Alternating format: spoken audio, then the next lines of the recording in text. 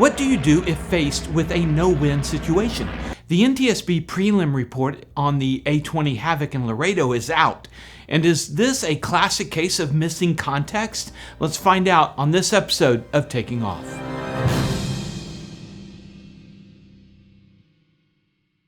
Hi, I'm Dan Milliken, and another piece of history went down in February at an air show in Laredo. The NTSB preliminary report on the Douglas A20G accident is out, and while the exact cause of the accident isn't detailed, there are the standard accident by the numbers that the NTSB has done. But reading the numbers alone, the reader can draw different conclusions without proper context.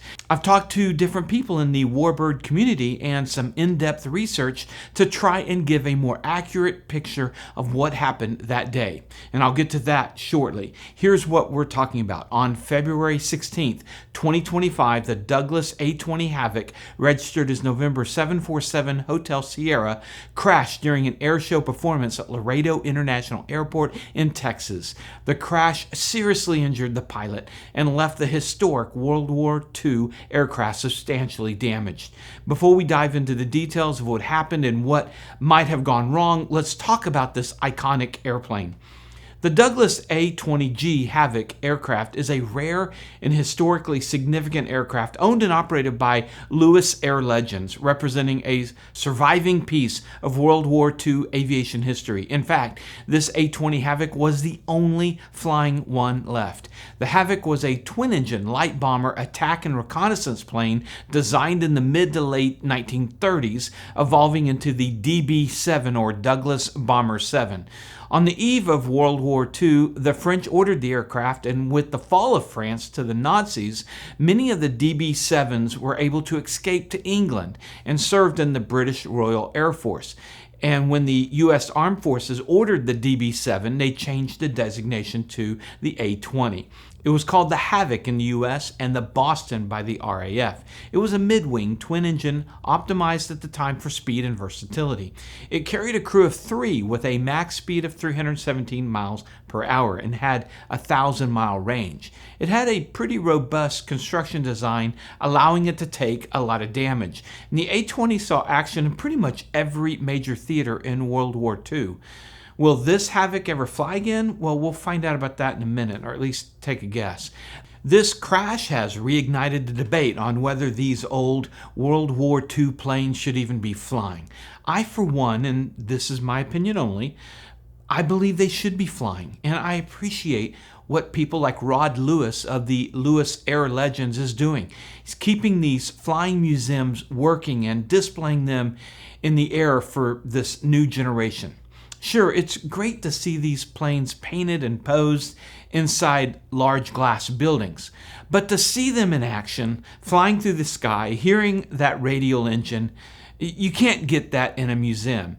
And in the warbird community, Rod Lewis has a sterling reputation, and the restoration and rebuilds that he and his team have done have been amazing. Rod, keep them flying, please. Back to the crash. It occurred at approximately 12:39 p.m. Central Standard Time during the Washington's Birthday Celebration Association Stars and Stripe Airshow Spectacular. That's a long name. A major event for aviation fans in Laredo, Texas. According to the FAA ADS-B data, about 8 minutes before the crash, the Havoc was flying in formation with a Mitchell B-25 bomber.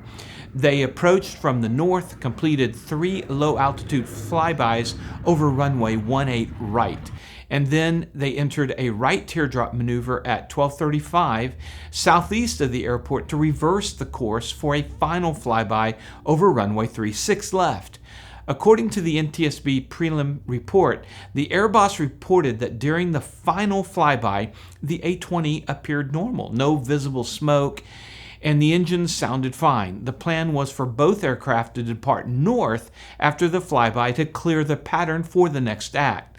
However, the A20 unexpectedly entered an unplanned left turn over the north end of the airport.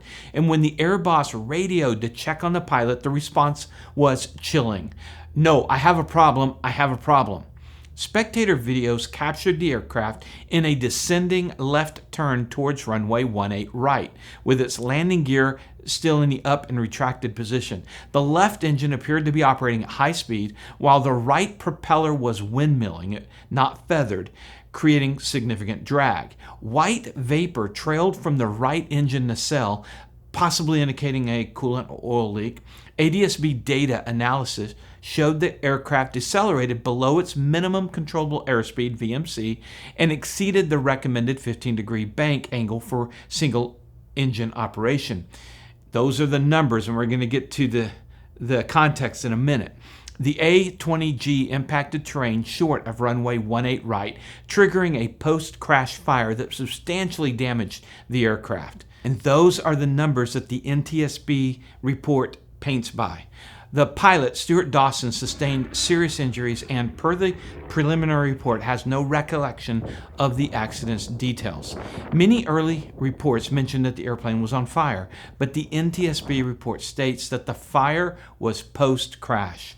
All right, that was the NTSB prelim. Now let's cover context. First, the pilot.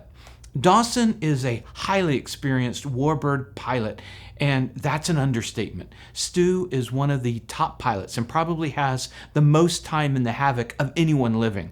From talking to people in the warbird community, Stu is the one you want flying. He's one of the main pilots for Lewis Air Legends, flying many of the historic airplanes in the collection, including the Constellation and Glacier Girl, the P-38 restored after being found in the Greenland ice cap. He flew Rare Bear in the Reno air races and his own Sea Fury, the Spirit of Texas. Next, let's talk about the report of the right engine fail and the prop not feathered. In its windmilling state, the prop will create substantial drag.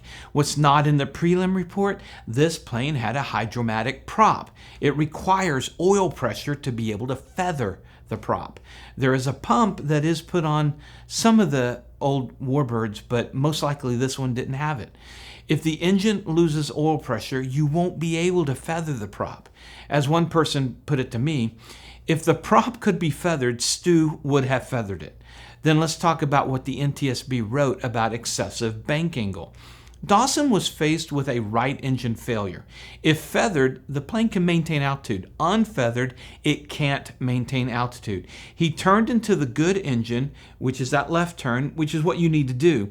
He had an airport further back to his left if he kept banking aggressively. Otherwise, he had all sorts of neighborhoods, buildings, spectators if he followed the book and kept the angle shallower. It's a testament to his piloting skill that he put it on the ground away from people. It goes to the adage made popular by pilot legend Bob Hoover: fly the airplane as far into the crash as possible. And Stu did that. He didn't stall, he didn't VMC roll it, he flew it all the way, and no one died. Well done, sir. I talked with Joe Casey about this accident. Joe, your experience is crazy. You flew Blackhawks for the military. I've ridden in your Stearman with you. You've got some experience in older planes. Tell me about that. Yeah, I have a love affair of old airplanes. I just think the aviation history is so cool, and I've I think of whenever somebody owns an old airplane, they're really just a steward of that airplane. They're able to own the airplane for a while, be a steward of it, and pass it to the next person. I've felt like that. I presently own a 1940 Porterfield that I just love to take kids up in and have fun and introduce aviation. But I've owned a Myers OTW. I've owned three Stearmans, and I'm a partner now on two T-28 military airplanes. And so I've flown a lot of the warbirds and or a lot of the older airplanes and some warbirds. And so I definitely have an appreciation for the A-20 and kind of the scenery that of the landscape of that business. And I have a deep appreciation for people that keep them flying. Looking at this Havoc crash in Laredo, it reminds me to not discount context on NTSB reports. Now, I'm not faulting the NTSB. They're responsible for putting the data out there. But without context, you look at this report and you think, wow, this is all on the pilot. You know, he exceeded his bank angles. He didn't feather his prop. But without context, people don't understand necessarily what a hero he was. What are your thoughts on that? Yeah, he was dealt a terrible set of cards and played those cards as well as as well as anybody I could imagine would have played them. In other words, it appears he had an unfeathered prop, and it may not have been able to feather the prop. And due to mechanical problems, due to whatever, you can't always feather the prop. And if he was unable to feather the prop, then he has an immense amount of drag that is out there on that wing, creating a huge yawing action. It's almost like there's a piece of plywood that is turned flat against the wind, pushing that portion of the wing back. It's just an immense amount of drag. And the only way to counteract that yaw is with the rudder. And the only way the rudder creates that uh, is able to create the force is if you keep the airspeed up. So there's so many problems that a pilot has to consider. The fact that he was low altitude, didn't have a lot of altitude to really evaluate the scenario. My hat's off to this guy. This is really made some, in my opinion, some great decisions as far as that's concerned. For the non-pilots, the I mentioned in this report that it's standard procedure in a two-engine when you lose the engine to turn into the good engine. So if your left engine's working, you turn left. Can you explain to the non-pilots why that's the case? Yeah, well, you bank into the good engine because the airplane wants to go right. You have asymmetrical thrust. You have more thrust on, in this case, the left wing. So everything in that airplane wants to go to the right. And so if you bank the airplane to the left, then you help stop some of that yawing tendency. An airplane will yaw on its vertical axis. And so that when you have one engine going full power and the other engine producing not just no power, and this is the story of this one, it's not just no power. The opposite, the engine that had trouble had an unfeathered prop, which means it's windmilling. And a windmilling prop creates such a huge amount of drag that the only way to counteract that drag is to bank into the good engine and apply opposite rudder. And in this case, he would have applied left rudder. And again, you got to bank the airplane into the wind. You got to apply rudder to counteract those forces. The ability to feather a prop in modern airplanes, we have the ability where if you lose oil pressure, then the prop will go into a feathered position. That's a modern way of handling it. So, and it's much safer, it's much better.